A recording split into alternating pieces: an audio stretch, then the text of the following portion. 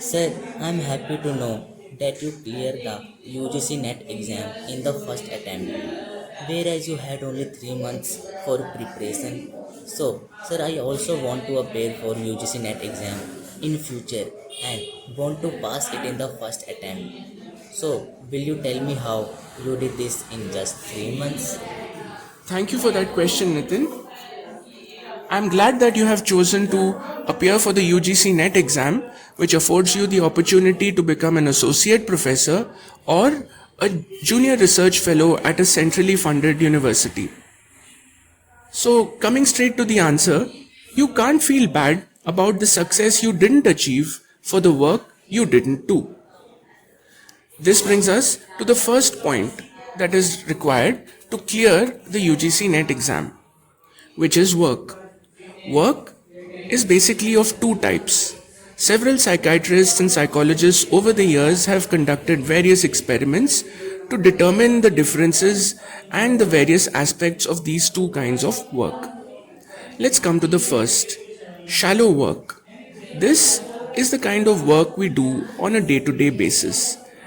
For example, when you're at home cooking a meal for your family members, you're at the same time listening to music on your mobile phone, or you may be speaking to your neighbor or your relatives while at the same time thinking about what you're going to do tomorrow. This is a kind of distracted way of thinking which diffuses our attention in various directions. And I would argue that the reason behind this is the mobile phone that we have in our hands nearly 24/7. The mobile phone ensures that we never face a moment of boredom.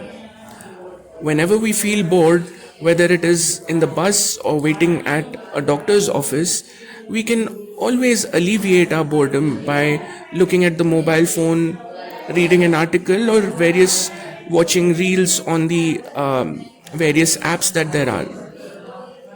This gives us the illusion of multitasking, whereas shallow work appears to be very productive.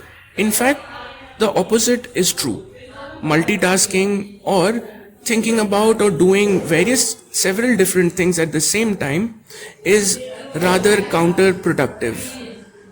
On the other hand, we have deep work, which gives us laser sharp focus, which is distraction free, and which is the kind of work we should be looking at if we are trying to study for an exam.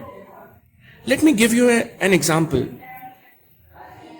An athlete trains with great amount of focus during his training. However, even outside his training, an athlete is required to take care of his body through good nutrition and through active recovery. In the same way, a student must focus while he is studying, but even outside of his study hours, he must not engage in activity that cause his brain to become distracted.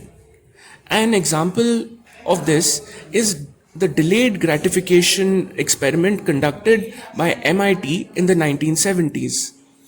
A large number of students were taken from the kindergarten classes and were given an option to either take a chocolate right away or to wait for 15 minutes and then they would receive two chocolates. They studied this and followed the study up several decades later, and it has been found that students who waited for their second chocolate were far more successful in their life. Finally, I would say when you're preparing for your exam, please take complete personal responsibility for your preparation. Thank you, sir.